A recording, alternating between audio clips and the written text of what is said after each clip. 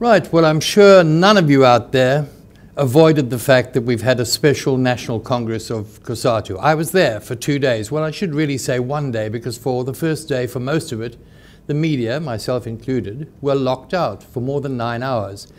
Because Cosatu Dlamini, the president of Cosatu, later explained that these were sensitive family matters that were being discussed. He should remember that Cosatu, as a labor union federation, is not a family. It's actually supposed to bring together the democratic trade unions who are transparent and accountable to everyone.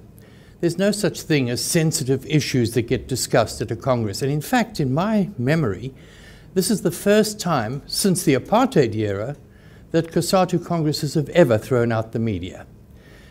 That was one of the problems, but that's not what I'm going to concentrate on in my Inside Labour column, which in City Press I will deal with in one aspect.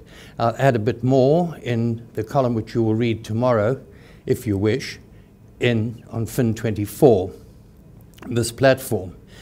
Because what actually happened over those 2 days is very, very important. Not just for the labour movement, for the country as a whole. It was a defining moment, I think, although nothing dramatic happened in terms of a split or anything like that. Maybe towards the end of this week we may hear something about the so-called dissident unions deciding to leave, but I doubt it, because what they managed to do, the executive this is of Cosatu, was to delay the matters which have focused the attention of most people, and that is the expulsion of the National Union of Metal Workers and of the General Secretary of Cosatu, Vavi, have put it off until November, the scheduled National Congress.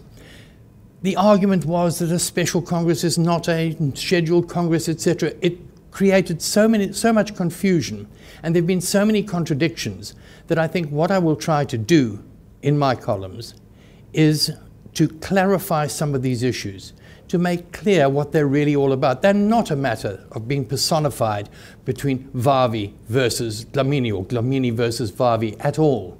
There are matters of principle involved here, and matters not just of constitutionality, but really universal principles such as the right of association, freedom of expression. All these things come into it, and they were highlighted in a slight way in various issues raised at this conference. But what it's ended up with, despite all the protestations about unity, cohesion, etc., I think often unity was used as a synonym for uniformity. Despite all these expressions, the trade union movement in Cosatu, and that is the largest in the country, is more deeply divided now than it was when it started. So that should concern everyone. It should concern you. And if you've watched it on this platform, if you saw the comments on Fin 24, on News 24, Media 24, on television, on radio, you must have a point of view. And let's hear it from you. You know where the comment column is, just below here. You can comment there, or you can comment on editor at fin24.com. What I will also look at in my column tomorrow in Fin 24 will be an irony that I picked up at this Congress. An incredible irony which really seems to highlight for me the amount of work the trade unions in this country still have to do if they wish to really build themselves and be truly inclusive and democratic and transparent organizations. Well, for this week, that's all from me. Cheers.